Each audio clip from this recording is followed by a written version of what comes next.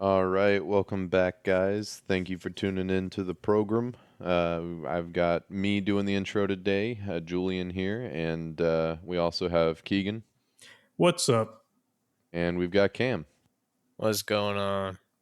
And we thought we'd kick off the podcast episode here today with getting into a little bit of the talk surrounding some changes coming to uniforms in the NFL this season.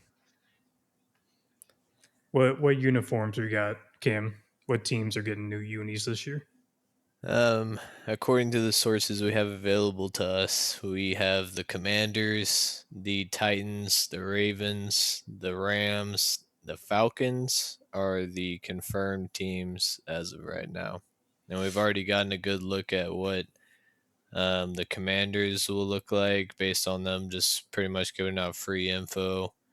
We don't know too much about the Titans, know a little bit about the Rams and Falcons, and nothing really about the Ravens. But Yeah, what Baltimore. I about that has stood out to you guys so far?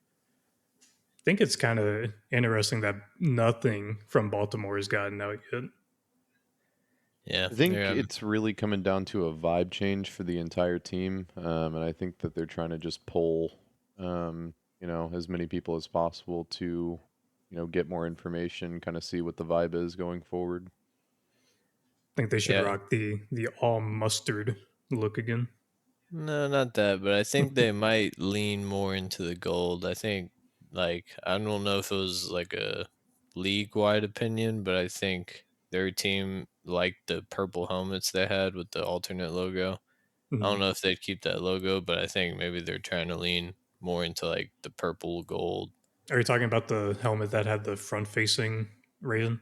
Yeah, with the Yeah. gold face mask and the purple shell. That's As a pretty clean. rival, even I can say that those are pretty clean helmets. I think Yeah. I liked the uniforms themselves, and I liked the color scheme that they added to like the stadium and kind of the vibe and everything. I wasn't a huge fan of the logo itself. It kind of more so felt like, UFL, XFL team, kind of vibes. But other than that, I thought they were pretty good. Yeah, I think because right now it's like purple, black, white, and then like a little bit of gold. So I think if they just like do like gold striping instead of white striping or something like that, I think the number font also needs to change. I don't like the number font that they have right now. Um, but those are like the two main things that I would change if I were them.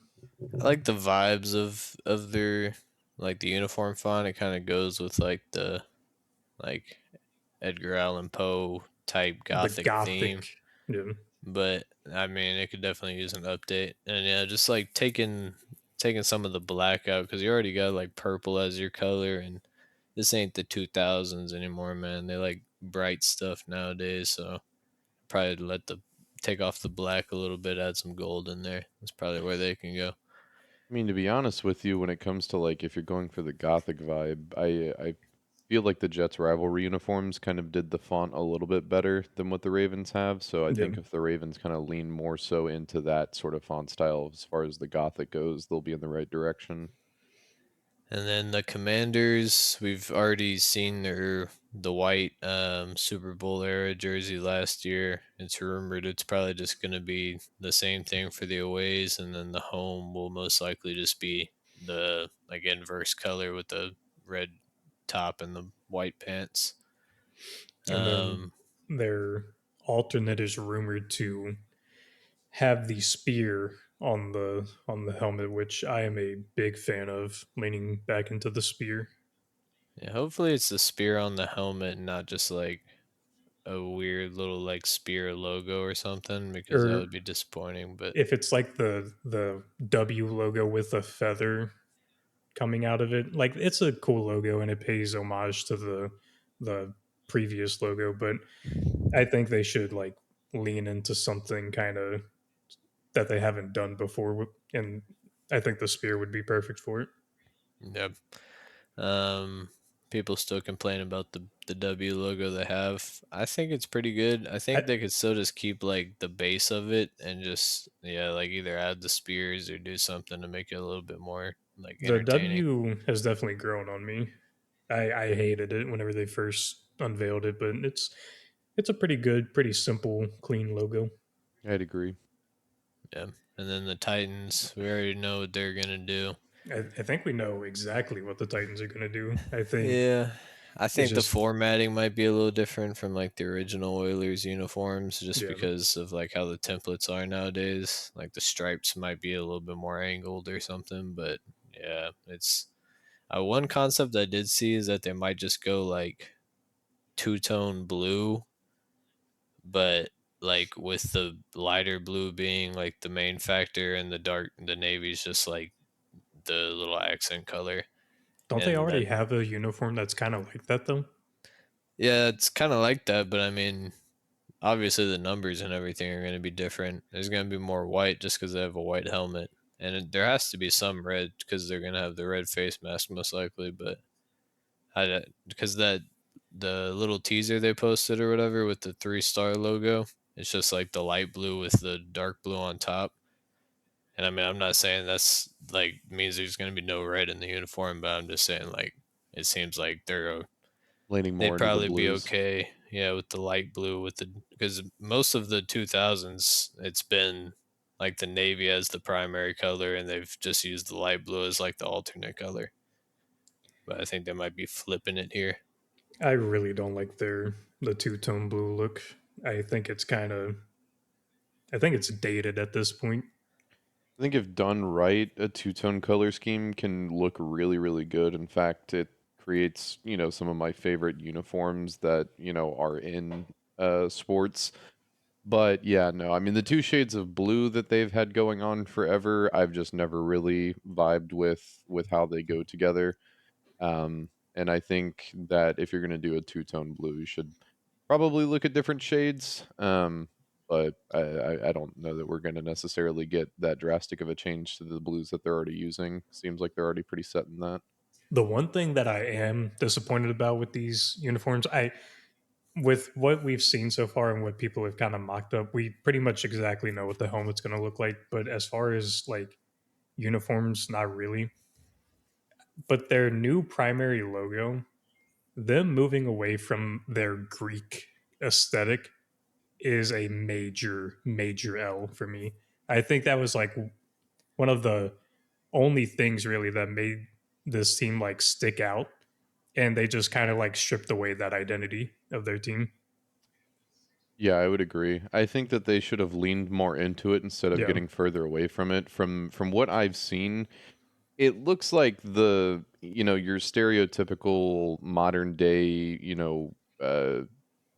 design concept, graphic design concept where it's like, let's take away everything fun and creative about what we're doing and let's just try to make it as like sleek and angular as possible and as simple as possible.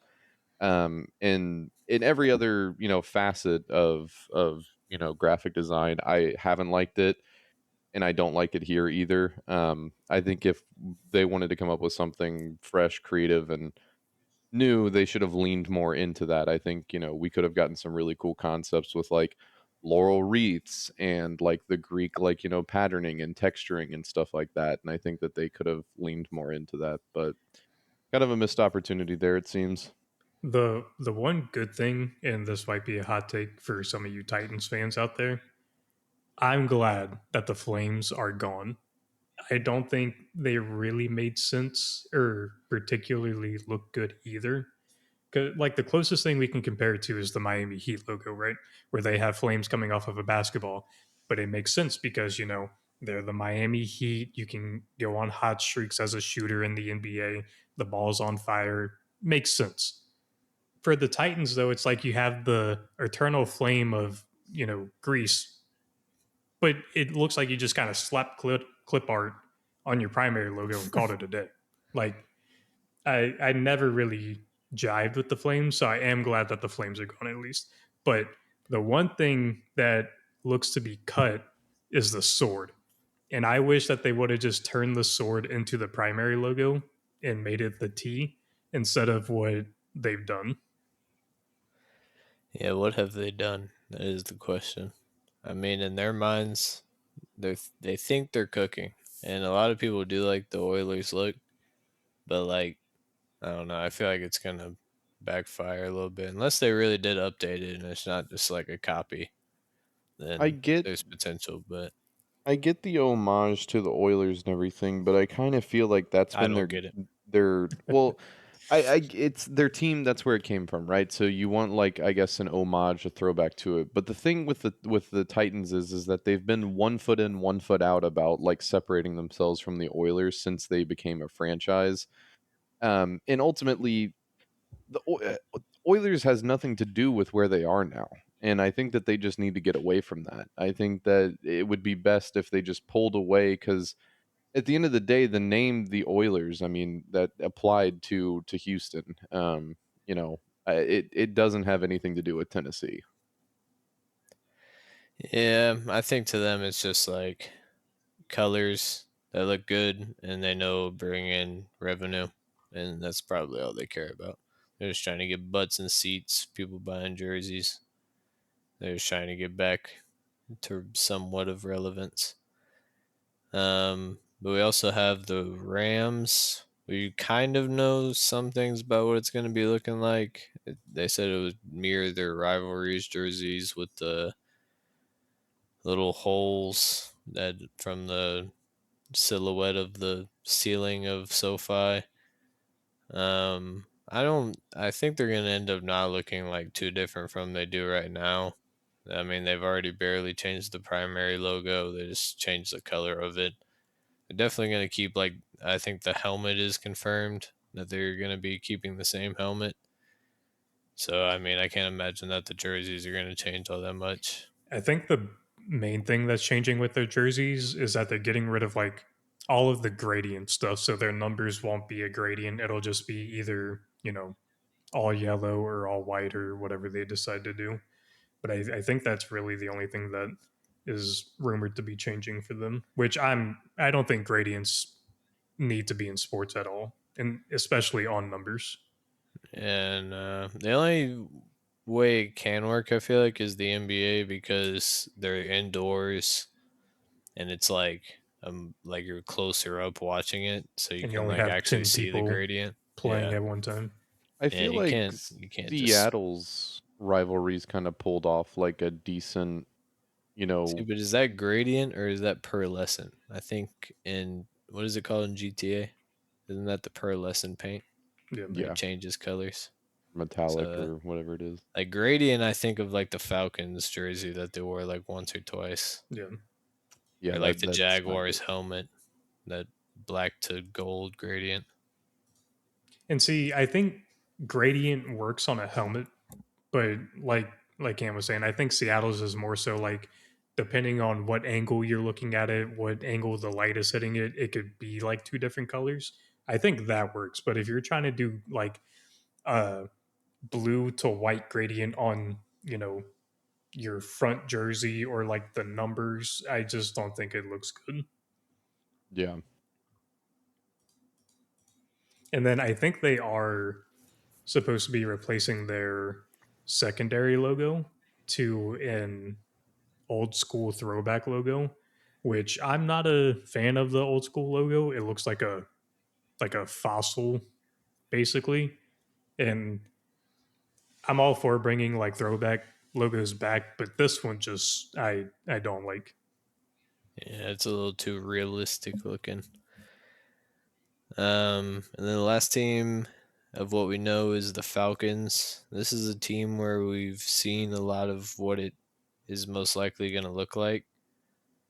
We got like the red jersey I guess is supposed to look like, and I mean the it's gonna look mostly the same for the other jerseys, but there's like rumored to be stripes on the shoulders. Looks pretty good. I mean, they probably could have done better, but I mean, you can't really always just expect the team to do what you think would look good. So I think it's I, a lot better than what they had, which is what is important. it's definitely better, but yeah, it's like they went from like bottom third of the league to like right around middle of the pack, in my opinion. The numbers are definitely the biggest upgrade just because, they're actually readable now and don't look fucking stupid. But didn't move me quite much. I mean, I think anything that was different from their old uniforms is an improvement, so I'll call it a win. And I think Falcons fans should as well. And I mean, they're going back to more of like the throwback look because I mean it looked good. So I mean, even if they're not like the best uniforms in the league, I mean it's still better than what they have. And honestly, who knows? Like on the field, like it could look really good. Even better than we think it does look on paper. So it'll be interesting to see whenever they actually get to wear them. Do we know what their primary jersey, what color it's supposed to be? Is it going to be Black. black or black? Yeah, because I think the red jersey that is like rumored to be leaked is the alternate. So I See, think it's going to be black helmet, black jersey, probably white pants. I mean, it'd be. are I like the gray pants for Atlanta, man, but you they're probably just going to do white. whenever we get listeners and you guys come to understand me better, y'all will realize I am a big op on gray pants and gray face mask in the NFL. Just don't It think it just, looks good at all. it works with the Falcons, and they actually have it as part of their color scheme. But I Are think it really looks nice. I think the Giants, the Seahawks. Patriots, yeah, the Seahawks, and the Falcons. See, and that's like all the teams that even wear gray pants. I am a gray pants fan. are the Falcons keeping their throwback red helmet? I'm pretty sure they're keeping that whole jersey in the Okay, rotation. good. The red helmet with the gold stripe and the black Because throwback jersey. that red throwback helmet, that's a top five helmet, man. Yeah. Yeah, I don't think they're messing with that at all. I think they already know what they got there. I think that's why they're keeping the helmets black too, is because they already know they have that helmet in the rotation. But we also have the AFC South and the NFC North getting rivalries uniforms this year. Do you guys have an early prediction? We kind of had like the Seahawks and like the Cardinals be like the fan favorited rivalries jersey of this year.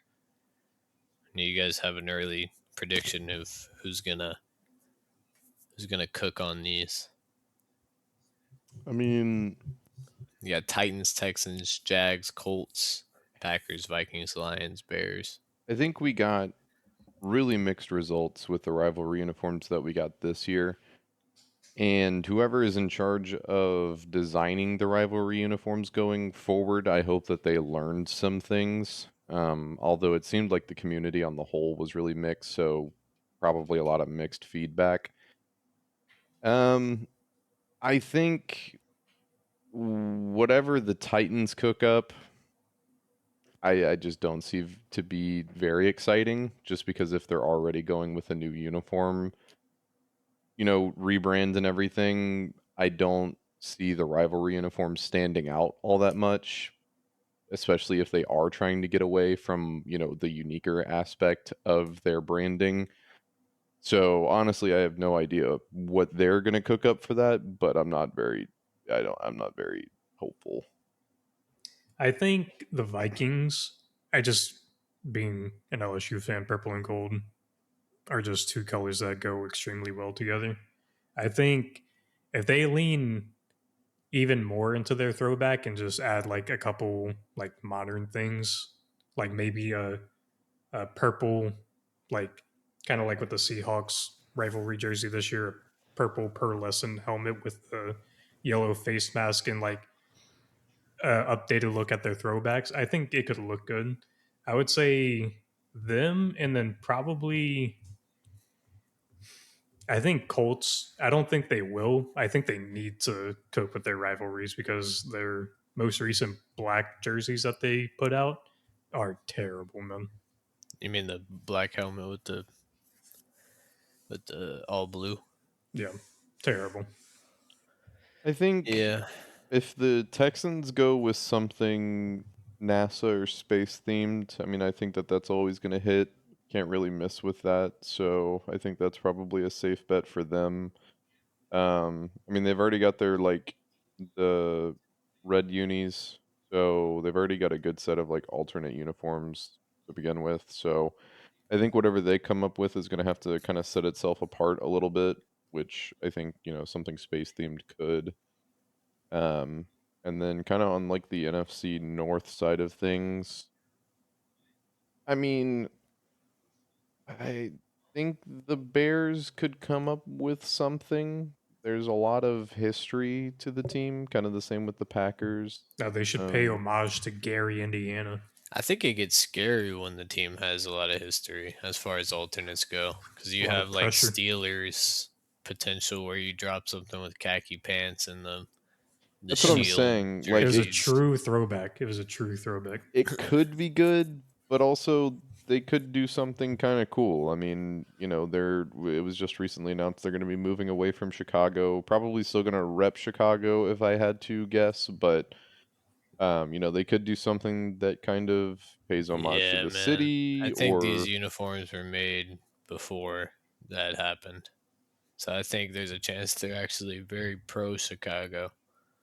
well then I don't know, maybe Bring didn't out they the have the the orange orange, unis yeah, again. the Bring orange color rush. Give me pinstripes like the Bulls. I could see them doing like a sweater type thing for Ditka too. Ew. What? Yeah, I don't know. The Bears aren't exciting me. The Jaguars excite me a little bit because their uniforms right now are so boring, and they're And they've never not really changing had them like this good year. unis. I mean, they're throwbacks. The throwbacks they wear they're probably our biggest rival. I gotta admit, those are clean, man. And if they Uh, I've I don't seen they had I like don't a like the full prototype. Jaguar on the helmet, Yeah, I mean, you mean the head or like the body? the body. Yeah, that logo's a little iffy. Some people like it, but I've seen like a prototype concept for theirs where they do like a silver helmet and silver pants, which you wouldn't like, but I think they have a lot of options just because of how bland their uniforms are right now, and they I have a think pretty I good think color that's what I scheme. was saying.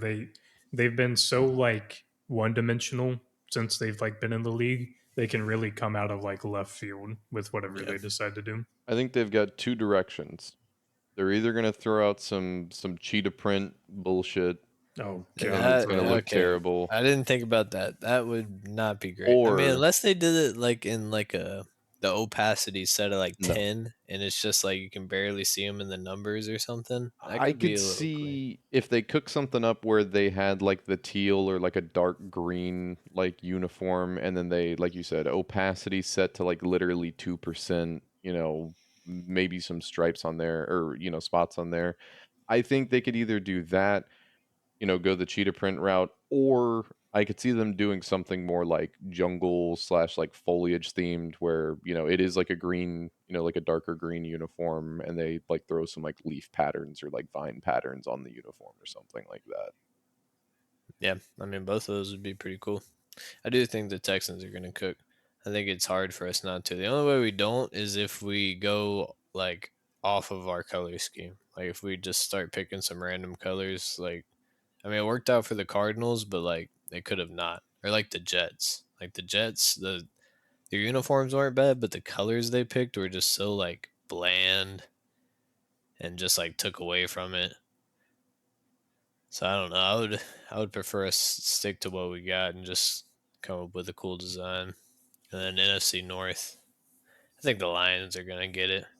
I mean, the Lions are pretty good at uniforms. Lions have a good set of unis that they have right now too. So Yeah, but I do think for the Vikings, I would like to see more Viking. Like yeah, I don't want them to go throwback. I want them to go like Viking. Like I want to see the little like the ship, braid. the braids, yeah, Yeah, Fur pattern. yeah, that's what I'm trying to see from them. or like a Nordic symbol in the numbers. That would be kind of cool. Or That like would be sick. the Gaelic knots or something. Yeah. Or Vikings written in like you know, Viking runes like on the Yeah, front. Be Yeah, pretty I similar sick. to think how like the Grizzlies do their alternate jerseys. I think Vikings are my number one that I'm like most excited to see what they do. Yeah, All in all, the rivalries concept, I don't bang. like how it's over a 4 year span and that like for me, I have to wait 4 years for my team to finally get to show theirs.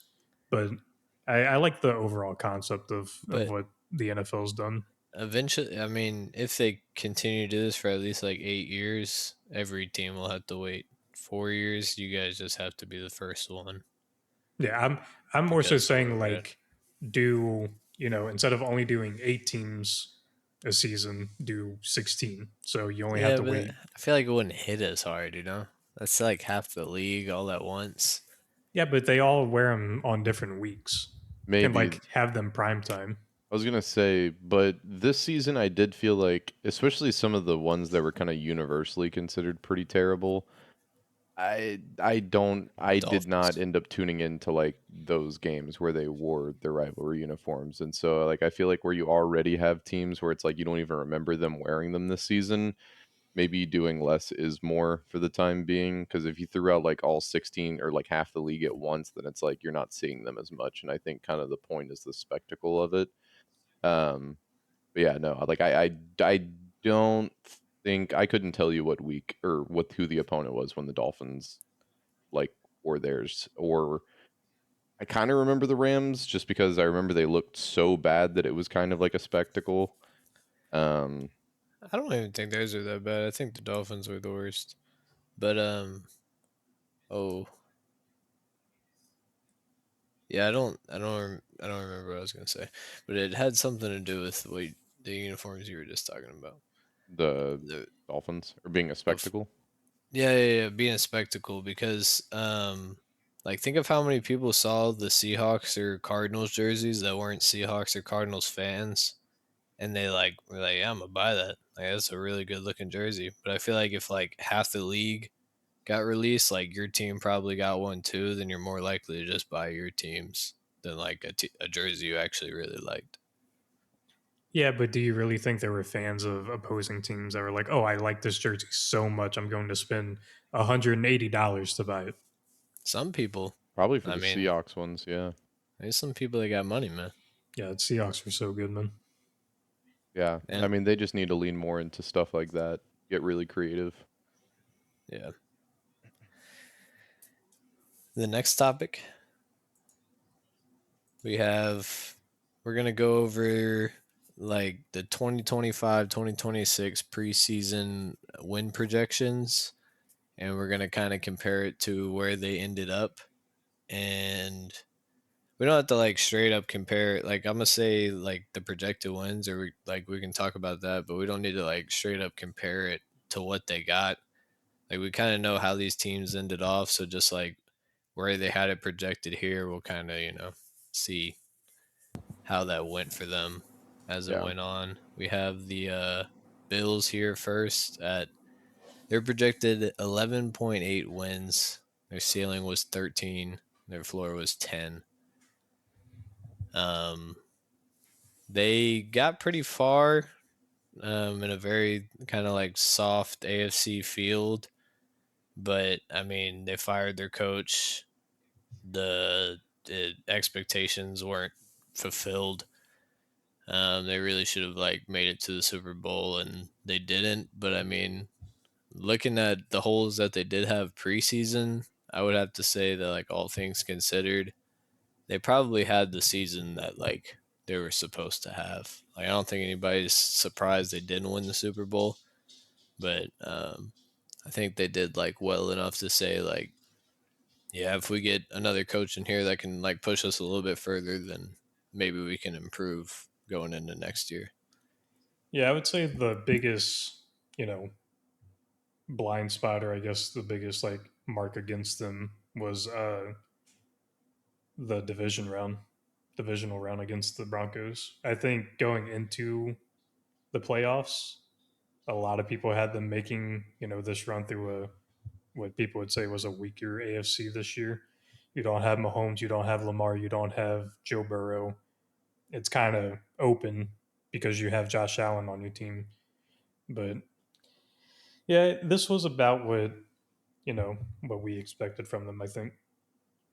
I mean, I think overall, you any season where you have to fire your head coach at the end of it, I think is we're gonna call that a fail of a season. And not all, not all seasons for a team where you don't make the Super Bowl are necessarily a fail of a season. There are seasons that you can win without winning a Super Bowl, but at least in my book, I'd consider this a fail of a season for the Bills. I mean, I think Cameron's right. I think like going into preseason, looking at this team, we probably, everyone saw the holes in this team, and I don't think expected necessarily to really be able to finish, maybe be in the running for it. But I think at midseason, just with how the Ravens, the Bengals, the Chiefs, every other major team the last couple of years has been performing, or was performing at midseason, I think people were like, okay, yeah, this is the season for the Bills. This is where they're going to make it. And they just kind of forgot that this team was not ready to win a Super Bowl. And I think things are made worse by a division rival going to the Super Bowl. The Patriots did lose, and it was not particularly close. But yeah, no, I mean, I'd call this a fail of a season for the Bills. If I had to give it a grade, which I think is what we're planning on doing, I would give it like a B minus. Like you still won 12 games, you made it to the divisional, you didn't make it as far as people expected you to. Fires your coach, but I mean, at the end of the day, you still have Josh Allen, and I think that's worthy of a B minus. I'd give it a C plus. I'd Pretty bad, probably, but you've yeah, got some hope still. I'd give it a D. All Understandable. right. And then moving on to the Ravens, they were projected right behind them at 11.6 wins, ceiling of 13, floor of 9. So there was a little bit of difference there. There's a pretty big gap. I think the Ravens, I mean, this is just from watching them the last like 5 years. I think the Ravens, this is a disappointment, but this is one of the ones that is like injury impacted mostly. And I mean, they'd also fired their coach. So, I mean, that you would probably consider that a failure of a season overall. But I mean, if they stay healthy and they win a lot more games and they're a playoff lock even earlier and they have like the AFC field that it was this year, Harbaugh probably doesn't get fired, and they might even have a Super Bowl. So I mean, and Lamar didn't play up to like his standard for a large portion of the season, mostly like when they needed to win some games. But I think that still is just due to like nagging injuries. Doesn't have many options to throw the ball to, and then in certain moments you have your best pass catcher dropping like game changing plays. So I would say it's a fail, but overall, I mean, what were they supposed to do? Yeah, I agree. Only winning 8 games, and if Tyler Loop, doesn't shank one wide right, I think Harbaugh is still the head coach of the Ravens going into next year. And who knows how far they made it in a weak AFC. But yeah, injuries really set them back this year. So I'm not gonna be too harsh on them. But I am worried about Lamar, man. He has not looked like the same player that we've come to expect since his MVP, or his not even his MVP season, his first year as a starter. I mean, he has not been anywhere close to that, especially this season. So I'm worried about him, man. I think there is an injury that's still nagging him, and if he's playing like this, I don't expect them to make it far enough to ever get over that hump. Yeah, I mean, like what Cam said, this is a fail of a season. Same with the Bills. Any season you have to end it with firing your head coach is just a fail on the season. To be honest with you, I think in some ways, even though they got significantly less wins, they didn't have as bad of a season, in my opinion, as the Bills did. I mean, we knew coming into the season their defense was not going to be great. It hasn't really been great. They haven't done much to improve it other than signing some aging players. Um, as far as Lamar goes, there's got to be something going on, just a lingering issue. Hopefully, with a healthy Lamar, I think this team easily could have made it into the Super Bowl and potentially made a crack at winning it. But with whatever was going on with Lamar this year and all the rest of the injuries, I think you just got to chalk this one up to just an unlucky season. Looking forward, they've got Minter as the head coach. A huge fan of him. Saw an interview earlier today from him as they're all kind of arriving. Teams are arriving at the combine.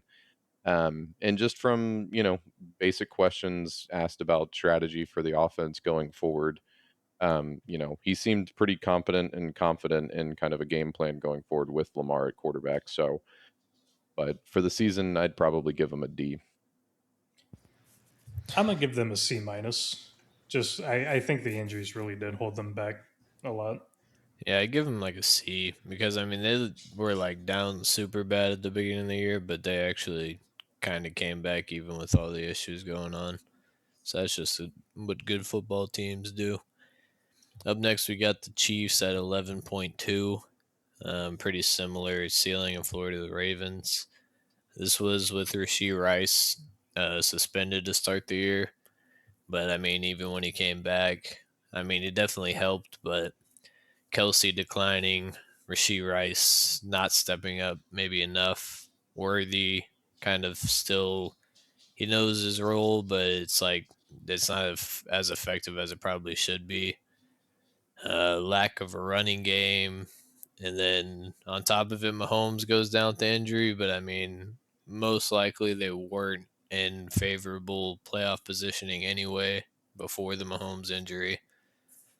Um, I think they still lose that Chargers game, and I think they needed to win that game in order to still have a yeah, chance like at the playoffs. they had a foot out of the door already. So I Yeah. mean, I would say it's a pretty bad season, and this team had like the easiest path to become a dynasty, and they definitely like should be there at this point.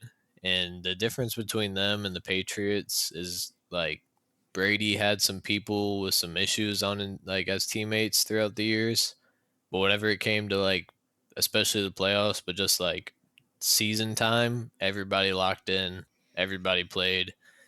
Some people were arrested and but Charged with murder. no, and then but when it came down to it, as much as they could, they locked in. And that is just something the Chiefs have not been able to do. They've had so much talent and they've just like missed on opportunities that a real dynasty, it feels like they would have dominated the moment. And but just talking about this season in particular, I think it was a fail. Pretty bad. Yeah, I think by week 5, whenever they lost to the Jags to drop to 2-3, I think the writing was pretty much on the wall for this team. Uh, that was an embarrassing loss, in my opinion, to the Jags. You literally have T Law dropping the ball for the go ahead score, and he somehow, Chris Jones gives up on the play and lets him rush in. So, yeah, I think ever since then it was just downhill. I mean, they only won 4 more games the rest of the season. Mahomes went out, in the last, missed the last 3 games of the season. They lost all of those anyway. I mean, they weren't going to make it into the playoffs because of that loss to the Chargers the week before. But yeah, this team on paper it should be good, but the product on the field is just not where we expect this Chiefs team to be. Yeah, I mean, I think you can kind of chalk it up to a few different things. To me, it almost kind of feels like just straight up bad management long term with this Chiefs team, as they've kind of gotten further away from their initial success with a younger Patrick Mahomes, and some other pieces on the team. I think, it kind of all started with letting Tyreek walk, and, since then it's just kind of been questionable, signings, letting players go, all around not super impressive draft picks. I mean, you're picking talent, sure, but like not necessarily things that are what your team needs, and not necessarily unproblematic players either. It just kind of seems like long term down the stretch, it's just been mismanagement, and the original team that was formed that we all thought could be a dynasty is just little by little kind of getting chipped away and aging. I don't think the door's closed. I think that there's still plenty of opportunity for, things to turn around for them. But on the season as the whole, I think the writing was on the wall, like you guys said, week 5, week 6 of the season, even before Mahomes went out for the season. Um, Overall, just a fail on the season, I think. I'm gonna give them a D. I Whenever your season is looking bleak at week 5, it's just not at all good for you. I'm gonna give him an F. Yeah. I'm gonna give them an F, and I'll tell you why. Because after their starting quarterback went down, and granted, so did their backup quarterback, but they ended up getting blown out by some of the worst teams in the league this year. And I think if I know the quarterback is an important position, but I think if we're getting absolutely demolished by like the Titans and the Raiders after, Mahomes goes out, it, yeah, it's an F on the season. Only good thing is they'll get a good draft pick. But up next we have the Broncos. They were sitting at 9.7 projected wins. Um, I mean they cleared that. I think all in all, like the Broncos are just really well coached. They might not always have like the best players, like the you know players that are more expensive to get in free agency or super high draft picks, but they got playmakers. They got a good system in place. And they are a team that took advantage of the weak AFC this year, all the way up until Bo Nix got hurt. Which I mean, would they have won the game? Who knows? It's kind of hard to go into hypotheticals, and it's not really good for sports talk going into too many hypotheticals. But I think they would have had a better shot against the Seahawks just because they're a more well-rounded team than the Patriots were, and I think all in it was a pretty good season for what I think Broncos fans are probably expecting something like this, but a lot of the league was kind of still bullish on Bo Nix, which I mean he didn't have a crazy season, but he led his team and they got pretty far. So I'd say it was pretty successful. Yeah, I think this is really just a Sean Payton masterclass. He's pretty much doing not exactly what he did with the Saints whenever he was coaching there, but he's trying to replicate that formula as much as possible. And this was the closest we've seen to that. He's elevated Bo Nix to a place where I'm gonna be honest, I did not see him going. And like you said, he didn't play amazing or anything, but I did not at all like the Bo Nix pick. I didn't like him as a prospect. I didn't like him at Oregon. I didn't like him at Auburn. But Sean Payton is able to squeeze every ounce out of him. Pause. But I am going to dabble in the hypothetical. I think the Broncos win against the Patriots if he's playing them. I think that team was just that good with him in. I'm gonna disagree, kind of just for argument's sake, but also because I kind of have thought about this. I think, like you said, I think this is the closest that Sean Payton has gotten to replicating the Saints team that he built that ended up beating the Colts, winning the Super Bowl. Um, the exception to that is, I think, Bo Nix. And like you said, I think Sean Payton elevates Bo Nix to a ceiling that any other head coach would not be able to get out of him. However, I think even that ceiling is not high enough to have pushed them further than where they got. Um, one of the best defenses in the league this year. So no turning away from that. Really, really impressive defensive play this year out of them. But the offense on the whole, some of the most boring football that I watched this season. And a lot of that is due to the fact that as much as you can get, maybe one highlight play out of Bo Nix every week or two, they're not pushing the ball down the field like they need to be for success. Um, and overall, I think eventually, I could be proven wrong. I think that they're going to have to move on from Bo Nix, or find significantly better playmakers on offense around him before they're going to be pushing it to winning a Super Bowl.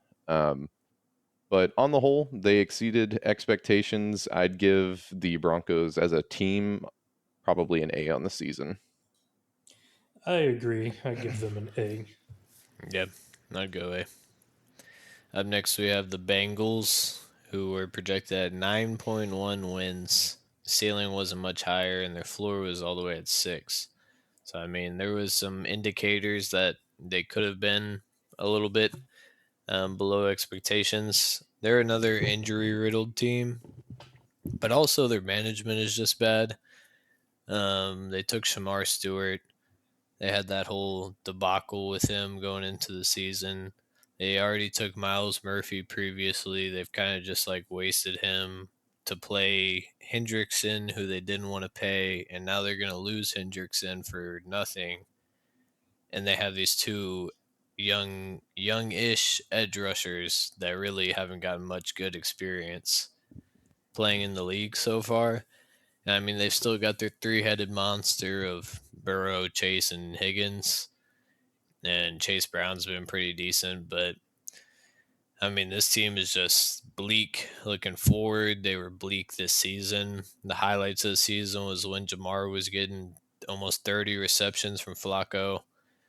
I just don't think there's many good things to say. They still got to 6 wins. I think a lot of those were probably the Burrow trying to come back ball. I don't remember how Yeah, many games they won whenever it was Flacco in. And I don't remember who played before him because they got him from the Browns, but Big Browning. it was yeah. I feel like it was Browning again, but oh yeah, it was, and then they replaced him because he was playing bad. Um, but yeah, just really bad season, and they've had a stretch of bad seasons since they were in contention mode. I don't know. It's not looking great for Cincinnati. And to fix this team, it's really not easy because you need pretty much any position on the defense. It can be upgraded anywhere on the offensive line besides maybe left tackle, Amarius Mims, and receiver.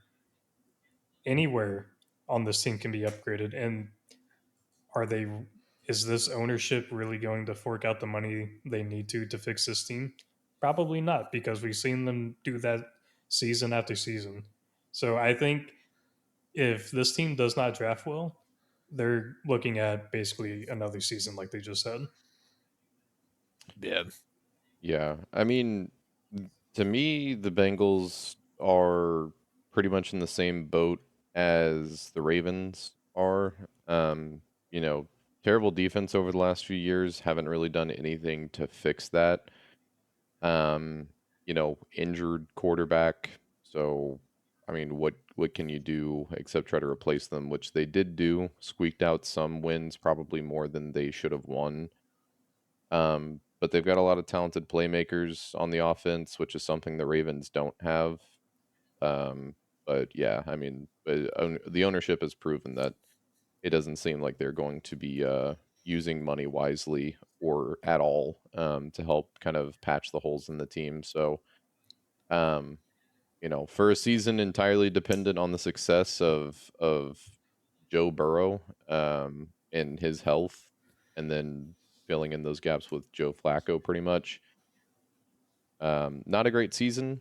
Uh, Kind of surprising that there was not a head coach change here compared to all of the teams where there were one. But yeah, no, I'd probably give the Bengals a C minus, probably. I'm I'm gonna give going him D. yeah. I'm gonna give him a D2. Just Burrow goes down. You would think you have a competent backup quarterback. You don't, so you have to go out and trade for a 41-year-old veteran quarterback to come in and win you games. You already know how that's going to go. And then whenever Burrow comes back, I think he split his wins and losses whenever he did come back. So I mean, even whenever he was healthy, it still wasn't great, and majority of that was on their defense. So yeah, I think D is good for them. And they were a league average offense, or they're in the AFC. They were middle of the pack, So I mean, they're probably even higher as far as the NFL goes. But the as far as defense goes, they allowed by far the most amount of points in the AFC. And I mean, that's just unacceptable when you have a quarterback as good as Burrow. They just really just need to get anything going in there to get some wins back on the board, get into the playoffs at least. But up And I next we think, have, what was it? well, real quick, we saw Chase Brown in a post game interview, one of the games that they blew against the Chicago Bears. Kind of saw offense butting heads with defense. So, I mean, yeah, whenever your defense is allowing the other team to score, it's never going to be pretty for you. Yeah, especially when the offense is that talented. But the Texans are sitting next at 9 projected wins. Um, the ceiling was 10 and the floor was 8. So not terrible. We ended up finishing with 12. Um, it's kind of weird because it would seem like 12 wins and we won a wild card game and our team's still pretty young and it just like seems like it's an obvious win of a season, but it was really rocky. I mean, we went under 500. I believe we were 3-5. And then we had to rip off 10 straight. And honestly, it wasn't even like we dominated for 10 games in a row. The defense dominated for pretty much all of those games, but every game was close. Every game felt like just a lucky moment to send us through. So when you get like a lot of wins like that and it just doesn't seem like it's formidable because you didn't really see it happen like for a reason, it was just kind of random. It's kind of hard to like grade it as like a positive. I think Mills came in and he played well for a backup. That's all you can really say. And then CJ came back and he played average, which is probably Davis Mills playing at his best. And it just still kind of had the same issues, struggling offense with the defense keeping us in every game. But I don't know. We still got pretty far. It's good to get a playoff win.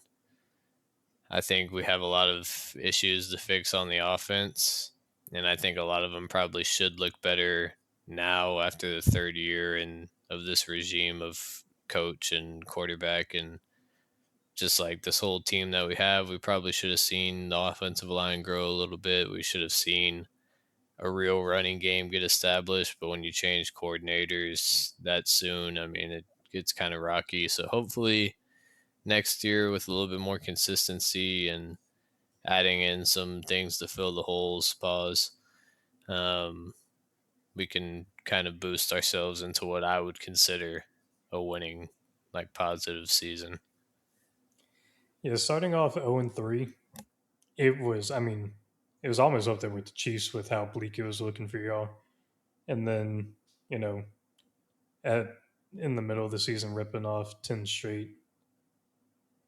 I think, and I'm looking at the scores here, y'all's best game of the season, in my opinion, was against the Bills. Y'all's defense was amazing. Like, probably the best defensive game I've seen in my lifetime in a regular season game. The Bills still scored 19 points. I thought they only had like 10 or something. But whenever your defense is that good, but your offense is only winning by 4 points, that's there's a gap in between where both sides of the ball are. And how we talk about the Bengals, their offense is really good, their defense is shit. You kind of flip it with the Texans. Their offense is really bad. I wouldn't say really bad. I would say below league average. And then their defense is probably the best in the NFL. Um, y'all won 12 games. I think it's pretty good. But I think the black eye is those playoffs games and CJ, man. CJ, if he comes out and doesn't look good like through the first 4 weeks of next season, I think it's time to kind of have a conversation about him. But just going off of this year, I would say it was a pretty good year for the Texans. I mean, I would say the Texans had a really similar issue to what the Chargers had this year, and we'll kind of get to them later. But I mean, I think it started with holes in the offensive line. And then the holes in the offensive line led to injuries on other areas of the offense, including, quarterback. CJ was out for several weeks. The defense, in my opinion, best in the league this year, bar for bar. I don't think that. I mean, I think Denver had a great defense. Seattle had a great defense as well. I think across the board, the Texans showed on several occasions they were the best defense across the board this season, but the offense just struggled. And it all started with the offensive line, and then through them, everything else kind of fell apart. I think you can make half decent running backs look great with a good offensive line. I think you can make a half decent quarterback look great with a good offensive line. I think going forward, they need to just kind of look to patch up those, what are pretty obvious holes to if you watch them play. But on the whole, I'd say the season was successful. You got a playoff win. Even if they were gritty wins, it was still a 10 win streak, which is hard to pull off midseason, especially after starting like they did and with a backup quarterback, not against easy opponents. So, all in all, I'd give the Texans probably like a B plus on the season. Yeah, I would probably give us. I'll just go B, solid B. I'm gonna go C plus. I think those two playoff games are really, even though y'all blew us out 30-6. CJ just did not play good, and I think that is concerning. Yeah, I just think the CJ stuff, like, I don't think it's the cold weather. I think it was the lack of success leading up to, like, he had the concussion, took him out 3 weeks. He comes back, still wins these games somehow, but still doesn't look like super great. So he didn't really get to like build on success as he went to the playoffs. And then when you go play in that sort of environment and you haven't really felt yourself like play like yourself in a while, then I think that's And why he just needs to shake it off. 3 weeks for a concussion, it's kind of a long time. Normally, that's I a think that's just us, man. I feel like no other team has these concussion things like we do. Like even Nico, I mean Nico came back a lot quicker, but like it seems like we just really are careful with the concussion stuff. Which I see, don't but he know if that's comes a back and team doesn't thing or look as good as he did. but that's what I'm saying. Missing 3 weeks in the middle of the regular season, I mean, that's like a lot of important games to be missing. Maybe True. one thing if you miss like the first two or three and then you got to rip off the last like 14, but I don't know. I think it'll be easy for him to look better. And I think he will look better because I mean, we have such obvious holes that are going to get fixed in one way or another that I think it would be very hard for him to not look better. Plus, he'll have his boy Tank out there, man. So. Up next, we have the Patriots at 8.8 wins. Obviously, we know what happened. They were projected to be a young, still kind of rebuilding team, starting the Vrabel era. Not many star players. I mean, you can consider like Christian Gonzalez. And I mean, Drake may now, but like preseason, it didn't really look like they had enough star power to. I mean, 8.8 wins. We're looking at fighting for a playoff spot, but probably not getting in. And then went to the Super Bowl, obviously, and were the first seed for most of the season, battling with the Broncos and whatever. But obviously, they overachieved. They got busted in the Super Bowl finally because they played like a more complete, real team than they were. And Drake May is going to learn from it, and they're probably going to be back for many years to come because they already know like the formula to get the regular season wins to get a good playoff spot. And the Patriots are back, so it sucks for the Bills, sucks for the other teams in their division, but I think they had a pretty good year. Yeah, I think whenever the Vrabel hire had happened, I mean, they went 4-13 the last season, so I think anything is going to be an improvement from last season. But whenever they hired Vrabel, I liked Vrabel in Tennessee. I think he kind of got scapegoated whenever they fired him, but I really liked Vrabel coming into this Patriots team, and they basically they win 10 more games than they did the previous season. We'll say they did lose to the Raiders week one, worst team in the NFL. Then they lost to my Steelers in week three, who barely snuck into the playoffs and shouldn't have even been in the playoffs. So they had some weird losses that weren't looking too good to start off the year. But then they ripped what, like 12 straight, 11 straight, only lost to the Bills by 4 in December, and then made it all the way to the Super Bowl. I think this season is just the beginning, possibly, of the Patriots. They're getting back to their old ways.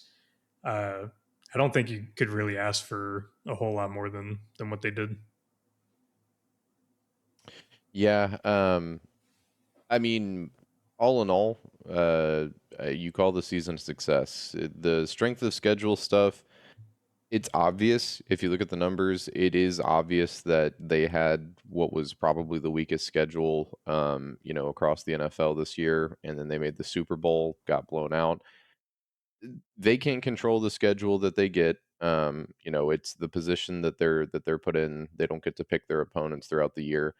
Still winning as many games as they did, despite their opponents, it's still impressive. Those are still wins on the board. This is still the NFL. Every team is competitive, and you don't get that many wins without having, good players, and good coaching. I think the success of the season can be mainly attributed to Vrabel, um, but I think we saw a lot out of a lot of their young players that looked really promising for the future of them.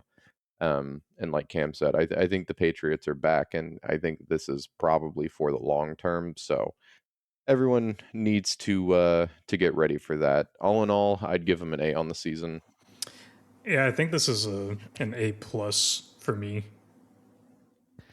I'm also gonna go with an A. Just not an A plus because of the schedule, but still an A. Oh yeah, I didn't think about that. I'm gonna drop it down to an A. Their schedule was really easy this year.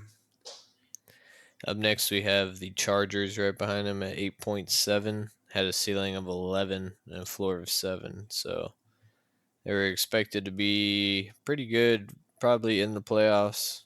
Um, I mean, they made it. They did make it there.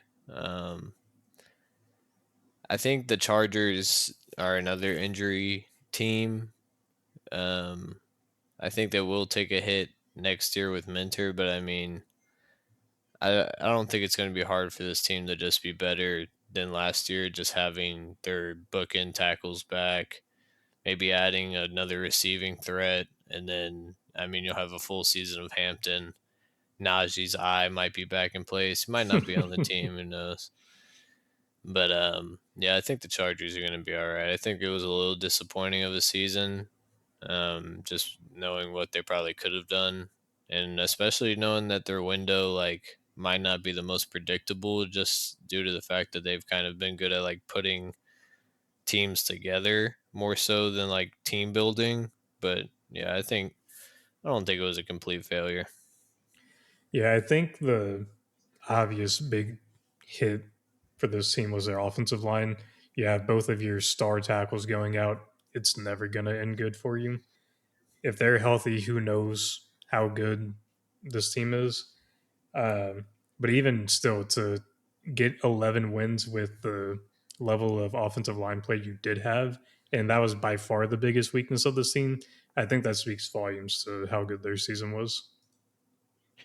Yeah, I mean, like I mentioned previously with the Texans, I think we had one of the best defenses in the league. Not as good as the Texans, but I think right up there, and probably not as good as the Seahawks, but right up there with the Broncos.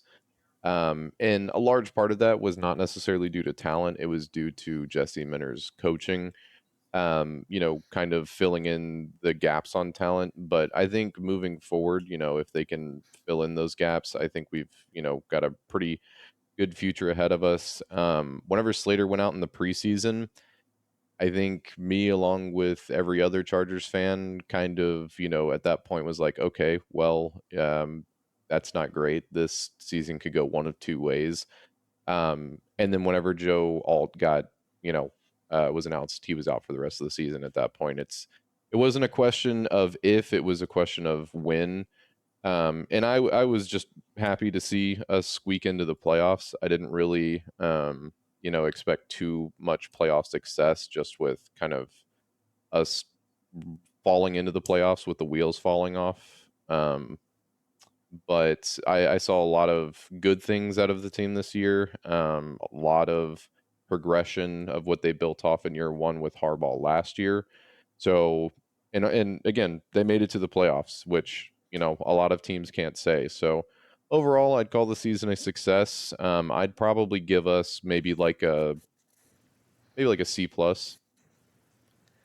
I'm gonna give y'all a little bit more than that. I'm gonna go with a B. Um, Now, Justin Herbert didn't look great against the Patriots in the wild card round, but even besides that, I think he looked pretty damn good considering all things during the regular season. So I think y'all deserve a B. I would also go with the B. Up next, we have the Steelers at 8.3 wins. Ceiling was 9.7, floor was 6.6. So right in there.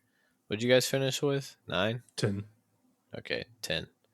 10 to break the Tomlin curse as Tomlin heads out on his own accord. This season, this is kind of like a scrappy little classic Tomlin season. You just slap some pieces together, grit it out, and somehow make the playoffs. They traded for DK. Was DK utilized properly? I mean, it was kind of due to his own faults at certain times, but when you have Aaron Rodgers in there and you're expecting to win enough regular season games to make the playoffs, and then also for him to win you enough playoff games to potentially get a ring, I mean, like, if we're being realistic, nobody would consider that a possibility. Yeah. Not to bash too hard, but it's like, realistically, has that ever been done? Yes, maybe once, but it was with Tom Brady when he was damn near still in his prime and with a really good surrounding cast. So I think the Steelers were kind of doomed for a mid-season, and they did overachieve a little bit, but maybe not in the best way you wanted them to. Um, they could benefit from taking a step back and kind of, moving around their assets, but it's not looking like they're going to be doing that this upcoming year. So it kind of makes you a little scared based on what you just saw, with like an aging TJ Watt and not much promise. You traded Minka for Ramsey, and then you moved him positions, and now you might not even want him for the next season. Like, they got some things to figure out, but they do have enough good players to work with, and McCarthy could possibly fix some things that haven't been addressed like in recent years. So we'll see. There was at least one thing I knew going into this season. It was that we were going to at least win 9 games, man. I knew that we weren't going to have a losing season with Tomlin. Now, playoffs, that's always a toss up with him. But yeah, going into the season, we traded for DK. I thought that was a good move by us. And then a couple months go by, we trade Minka for Jalen Ramsey and Johnu Smith, a third tight end on a team that didn't need a fucking tight end. But this team in like 2018 would have been something to look at, man. Aaron Yep. Rodgers, DK Metcalf, Jalen Ramsey, JJ Watt. I mean, but Yep. sadly, it's not 2018 anymore, and it's 2026, and Aaron Rodgers is 41 years old playing quarterback for my team. So, all in all things considered, yay, we made it to the playoffs, and surprise, surprise, we didn't win a playoff game. Um, really, the only good thing that did come out, I love Mike T. He's been a great coach for us for 20 years. I think it was just time for a change in scenery for us and for him. I think that will, in the long run, benefit us, whether McCarthy tries to come in with some new offensive identity, or if he just comes in and completely misses everything and we only win 4 games, get a top draft pick to maybe start a rebuild. Either way, I think the future is good. I don't want to sound too bleak, but for this past season, it was pretty much exactly what I expected. Oh man. I think the outcome of this season was about the best outcome that the Steelers could have hoped for. Um, I mean, like you said, love Mike Tomlin, uh, fantastic head coach, but I think it gets to a point where you just kind of need a change to kind of freshen up the team. And if there's one thing the Pittsburgh Steelers could use, it is a freshening up across the board, not just with coaching, but with play style, with players, with just everything. I think it could all use a little bit of a facelift, and I hopefully that's the direction that they're going in. Um, Outside of that, not really a whole lot to talk about this season. The fact that they got 10 wins is kind of crazy. Um, just because of like if you watched any of the Steelers games, you would not have expected them to have 9 other wins outside of the win that they probably got that game. But all in all, on the season, success with a question mark at the end. I'd give them probably a C minus. Yeah, I mean, this is right down the middle for me. It's a C. Yeah, I'd probably go C. Just seems mediocre. What they best they could have done with the situation. And this is Give what them a I would have C. given the Steelers last year and the year before and the year before that. It's just been Yeah, mediocrity. they might be the most C team of Yeah. all time, of our lifetime. Up next, we have the Jags. We're probably gonna be speeding up here a little bit as we get to like the teams that we're kind of just expected to be bad and we're bad. But we have the Jags at 7.7. They definitely exceeded that. I think the coaching change to Liam Cohen definitely helped them start to build some sort of identity. They spent a lot on Travis Hunter, who didn't really get to play all that much. And their bright spot of the season before, Brian Thomas Jr., LSU legend, kind of took a step back this season, who was probably expected to take a step forward, and he didn't, but the team still improved. Don't like the Jags, but can't deny that they are definitely moving in the right direction. Yeah, the position you wanted to take a step forward did with Trevor Lawrence. Unfortunately, you lost your third round pick or third overall pick that you traded up for in Travis Hunter. So that didn't really help them a whole lot. Brian Thomas Jr. also took a step back. But all in all, this team as a whole, top to bottom, definitely over exceeded my expectations for their season. Yeah, I mean, Jacksonville overall had a season I don't think anybody expected, but props to them. Cohen across the board, just good coaching, some injuries and unexpected, bad performances from certain players, Brian Thomas Jr. namely. But they still managed to make a pretty good run in the playoffs. Overall, successful season. I'd give them an A on the season, to be honest. I'm gonna give him a B plus. I give them an A. Up next, we have the Colts right behind them, 7.6.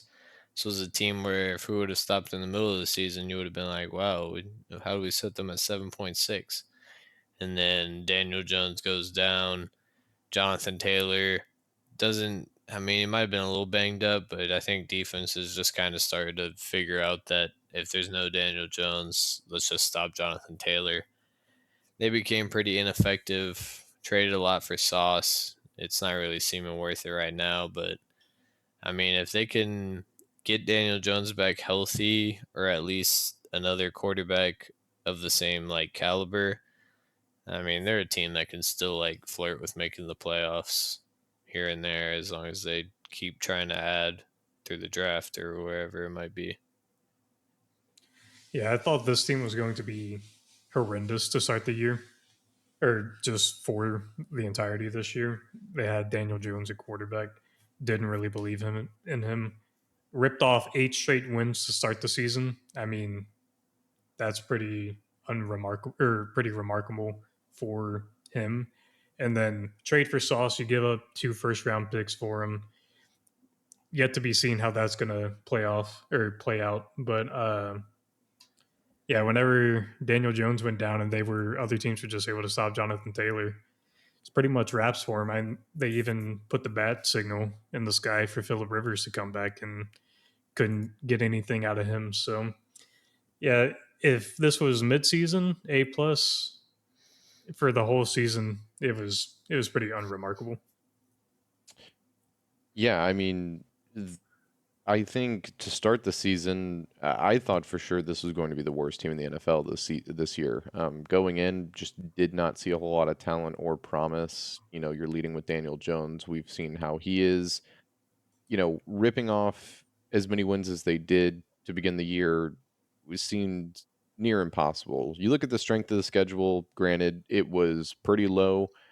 Again, same thing as I said with the Patriots. Still impressive to win that many games, especially in a row. With the Daniel Jones injury, though, I think after those 8 wins, this team made about every wrong decision you probably could as a franchise. They traded away lots of assets for a cornerback that has struggled since his rookie season in the NFL. Um, and then when he was on your team, it proved that he did not necessarily do all that well to finish the season. So kind of a waste there. And then calling in Philip Rivers, as cool as it was, probably was not necessarily the right choice. So, I mean, I think just kind of great start to the season, borderline malpractice at the end of the season. So, all in all, I'll give them a C right down the middle. Same with their season. Give them a C minus. Yeah, I'd probably stick around. Probably a C minus. Sounds good. Next up, we got the Raiders at 7.4 projected wins. Definitely fell below that. 3 wins on the season. They looked pretty incompetent for most of the year. Came out that the play calling wasn't even correct for a large portion of the season. What was going into Gino's headset might have been not correct or not even a real play in some cases. Ashton Jinty's rookie year, pretty underwhelming. But I mean, he kind of got more into it, especially when he played the Houston Texans. But he's going to have a bright future. Brock Bowers is going to have a bright future. We probably know who their quarterback's going to be, but as far as their this past season, if I was a Raiders fan, I would just try to forget it ever happened. Thank you, Pete Carroll, for your service, and just move on to the next era, beginning with Kubiak and the Brady minority ownership and possibly Fernando Mendoza. Didn't like the Pete Carroll hire whenever it happened. I was intrigued by the Geno Smith trade. I thought that maybe, he could bring some of that magic that he had in Seattle down to Las Vegas. Boy, was I wrong, but also might not have been entirely his fault. Chip Kelly was his OC. Uh, yeah, this one is a season to forget. I mean, they had 2 shutout losses. They lost 31-0 to the Chiefs, and then they lost 31-0 to the Eagles later on in the season. Whenever you're giving up 31 points and your offense is not getting anything going, this is a season that you do not want to remember as a Raiders fan. But you do have Ashton Jinty, you do have Brock Bowers, you have 2 nice young offensive pieces to work with. Let's see where you take it. This team is probably the funniest team in the NFL. I'm going to be real with you guys. Hiring Pete Carroll, just malpractice. What are we doing? Um, I think the both of you can attest to this. I have not, at least for the last 2 years, operated under the impression that Gino was going to be or was a good quarterback, or at least top 15 in the league. Um, and I don't necessarily think it was entirely his fault. Like I said, I mean, there's a lot of things where you can make a semi-decent quarterback look competent, but this obviously was not the regime to do so. So yeah, I mean, you've got promising young players in Genty and Bowers, and if you can retain Max Crosby, good for you guys. A lot of, you've potentially got Mendoza going forward, but that's the future. This past season, this is straight up an F. Yeah, this is. I'm gonna give it an F minus. There's nothing good to take away from the season. I'm gonna give it a D just based on a successful tank. They didn't look like they were obviously tanking, but they were bad enough to get the number one pick, so I'm gonna give them some shout for that. Up next, we got the Jets projected 6.4 wins. They also managed to fall below that, 3 wins as well. Um, Signed Justin Fields, new play caller, started the season with their same kind of star-studded ish defense. Aaron Glenn's first year, and then quickly blew up in their face. Literally, they traded Sauce and Quinnen Williams. Fields never looked comfortable. This might be his worst, all in all, like team performance so far. I mean, at least with the Bears, he was able to run and break games like that. The Steelers, he finally kind of started to look a little competent as a quarterback, and then it was just back to ground zero this year with the Jets. It feels bad for some of their talented guys like Brees Hall or Garrett Wilson, or even like the defensive guys before they got drafted, before they got traded.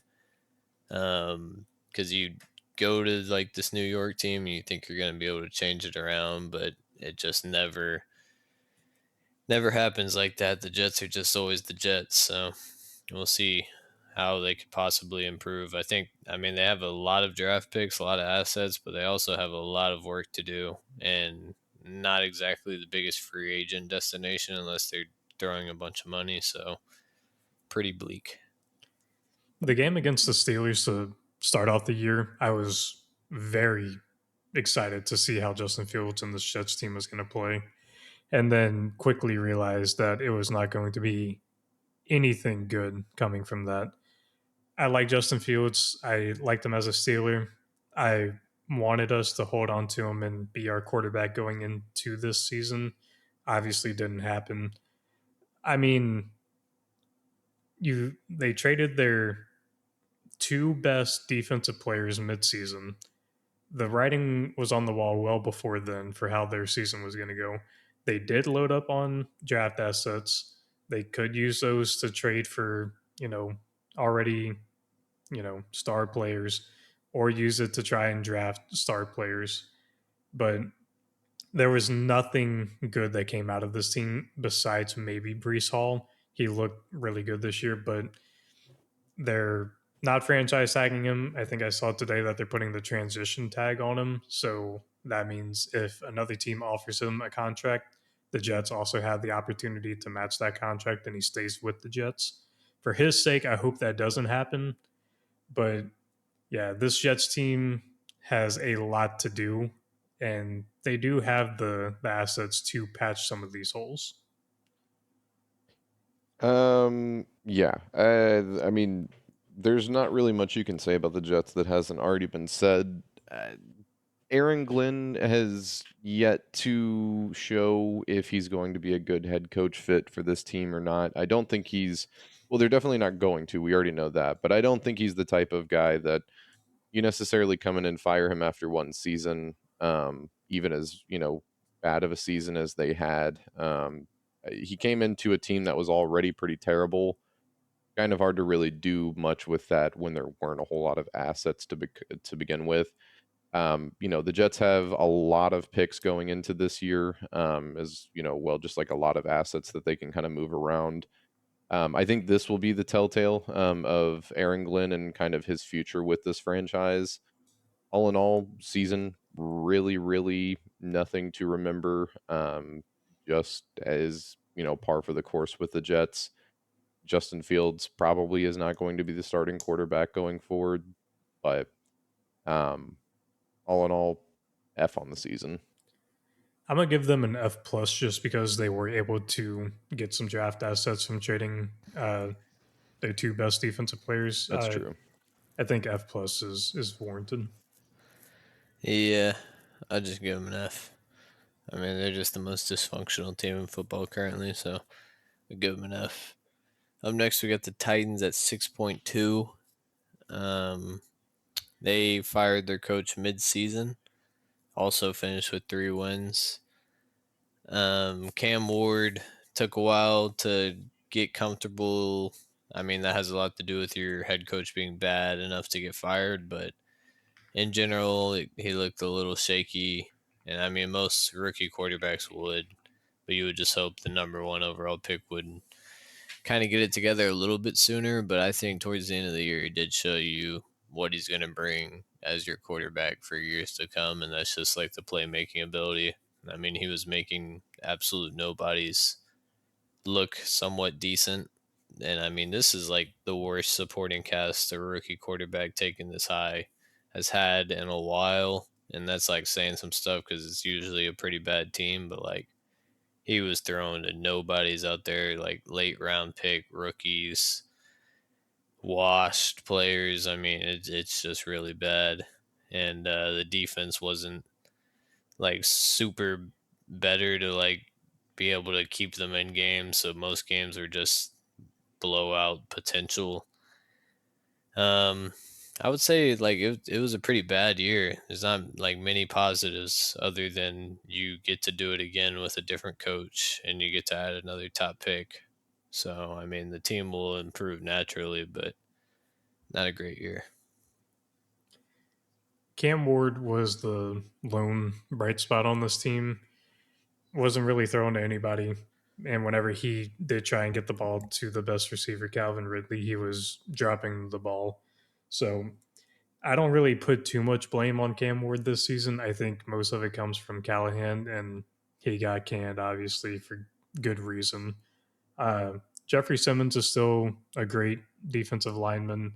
He's really your only bright spot on the defense. I think the Titans can be a good team. They just have a lot of holes to patch, and I think it starts with building around Cam Ward. If you can make him comfortable, I think they're going to win a lot more games this season. He just didn't have the supporting cast that he needs. Yeah, no, I think across the board, this team is in contention for one with the least amount of star power. I mean, Cam Ward did as best as he could have, and I was really impressed with what I saw whenever he did flash throughout the season. I think he's got a pretty good future ahead of him. But that's all going to be contingent on at least for the rest of his rookie contract. If he decides to stay after is going to be up to these next few couple of seasons. Um, because if they continue down this path, I don't see him coming back. Once his rookie contract is up, why would you? But yeah, no. Overall, just bad team building going into the season. I guess it was just hard to recruit players here because from what I remember, they had the money. Um, but overall, it, D minus on the season.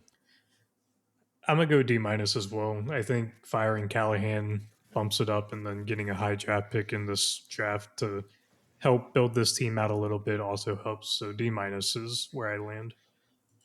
Yeah, I'm gonna go D. Pretty pretty bad. I mean, low expectations, but even lower results. I would say pretty bad. Up next, we got the Dolphins at 6.1, who had a ceiling up to 9.3, floor 5. I think the 9.3 comes if everybody stays healthy, which in their case, I don't know. Miami's had an injury bug, like even beyond this year. It feels like they've just had injury problems for like the whole McDaniel's like tenure there, but I don't know. This team has like good players kind of spread out, like offense and defense, but they just could never get it like clicking at the same time. Tua, we went into him a lot, I think, in our previous episode. He's a liability. It starts with the quarterback. And then on top of that, I mean, the recipe to have a good contending team is to have an elite defense with an at least above average quarterback, but ideally a star quarterback with an elite defense. And they just have a mediocre as it gets defense, and then offense should be good. It should be like a top performing offense, but then when you just have Tua making so many mistakes, and then your top playmaker, like in theory, Tyreek isn't like as bought into the team as you really need him to be. I think it's just a recipe for disaster, and that's what happened. I think they're heading towards a much more, like, in their mind, stable regime and stable team building to kind of get this built back out. The Tyreek injury is really what kind of set off this downward trajectory for their season. And then just bad quarterback play all around from Tua did not help them at all. I think this is probably Tua's last time in Miami. I think he's probably going to be either cut or traded. They fire Mike McDaniel, which I don't really like. I like him as a head coach. I just don't think management was doing what they needed to do to bring the right players in for what he wanted to do. And their defense, I mean, they trade for Minka, they trade Jalen Ramsey away. I like the trade for them because they do get one of the best safeties in the league, but really outside of him, they don't have anything. They have Chop Robinson, who they took in the first round of last year or 2 years ago. Uh, they have him, and that's really it. Their offensive line isn't great. They have Jalen Waddle, who I really like as a wide receiver one. Don't really have anyone outside of him. Devon Achen is a good running back, probably a top five running back in the league. But there's just so much this team doesn't have and a whole lot that they need. Their season, it's not a great season for them. Yeah, I mean, this is a 7-win team, I believe, Yep. but if you told me this was a 2, 3-win team, I would have no trouble believing you. I I think the wins that they did get were more so just circumstantial than actual, good football being played. Um, I mean, again, this all kind of goes back to the beginning of this list. Head coach was fired, so automatic fail to the season, pretty much. But outside of that, you're more than likely losing your starting quarterback, who everybody wanted to be a franchise quarterback for the last, 4 years. Um, your team owes him a lot of money. You're going to be forced into cutting him or trading him if you can find someone who's willing to give up anything for him. Um, and then the Tyreek experiment just didn't work out. So, yeah, no, I mean, it's across the board, just really, really bad season. Um, and you can kind of put some of it on injuries, but really, I just think that the team wasn't really put together well by management. And their future doesn't look incredibly bright, but I guess we'll see. I'll give them an F on the season. I'm gonna go D minus. Honestly, I'm going to go like C minus because they did have that little stretch where they were a little hot.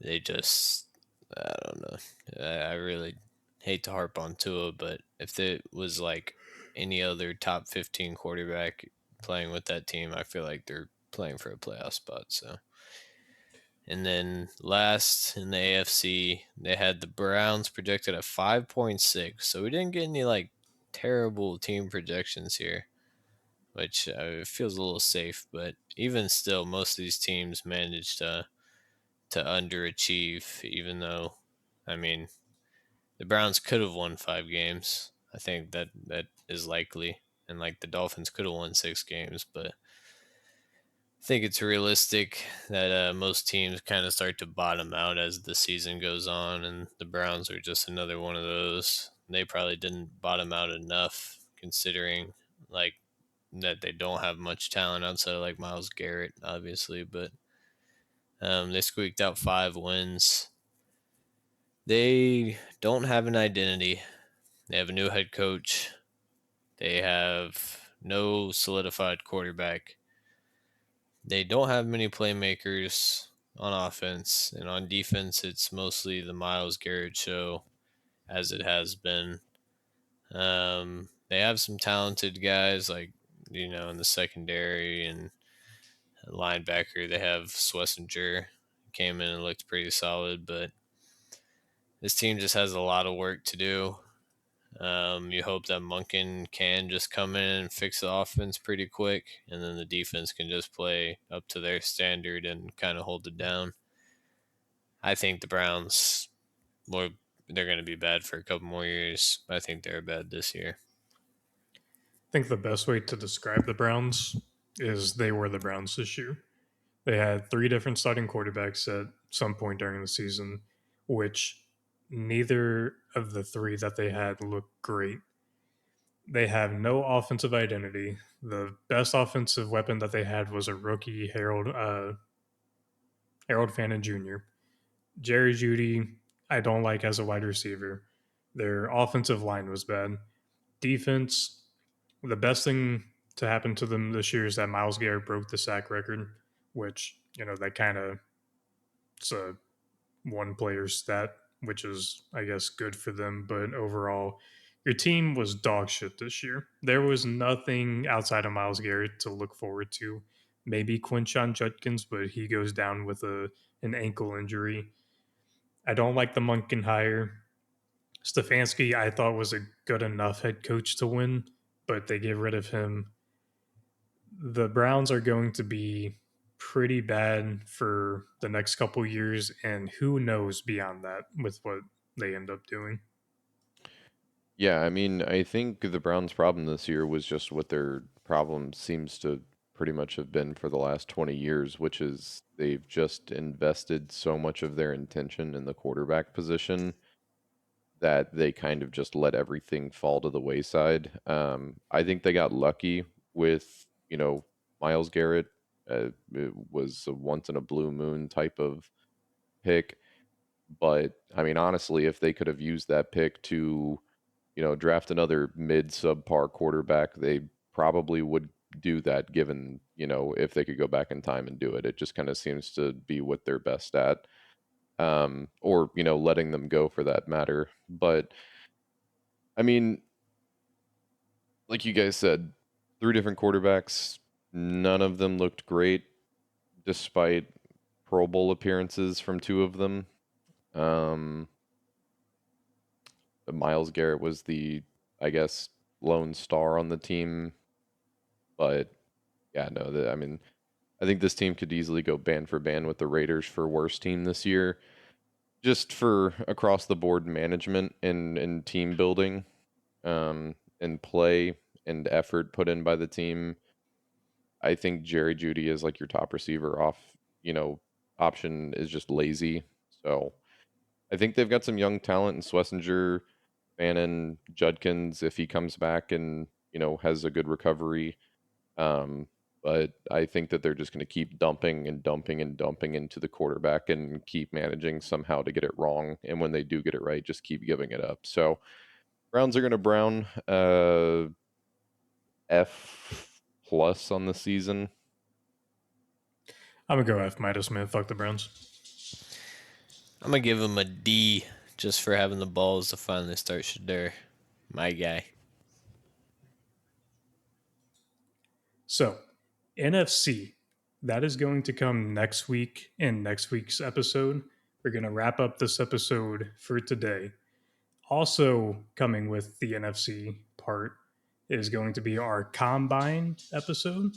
Our winners, our losers, our top risers, the fallers, sleepers, all the good stuff you want from the combine. Combine starts this Thursday. Defensive linemen, linebackers. Friday is tight ends and defensive backs. Saturday is quarterbacks, wide receivers, and running backs. And then Sunday, the last day, is offensive linemen. So a lot of good things to look forward to. 40-yard dash, three cone, bench press for offensive and defensive linemen. A lot of good things coming up for us. Yeah, I'm a combine guy. I like paying attention to all the little details. I actually am also a believer in the RAS scoring, so combine factors into that a lot. So we'll see what comes out. Pretty excited to get to see what they put on this year. I think the last couple of years, especially, have been pretty interesting, and we've learned a lot about the players, in the combine, and it kind of showed once they got on the field afterwards. So, always excited to watch the combine, and excited to kind of go through it with you guys. So, thank you all for tuning in to episode 3 of Unsolicited Takes, the takes you didn't ask for. Make sure you follow us on Twitter at Unsolicited TV, Spotify, Unsolicited Takes. Head over to the YouTube Unsolicited Takes. Make sure you like, make sure you subscribe, and leave some comments. Let's get some conversations going. Who are you looking forward to at the combine? What do you think about our takes on the AFC this week? And let us know. But thank you guys for watching. Later. Have a good one.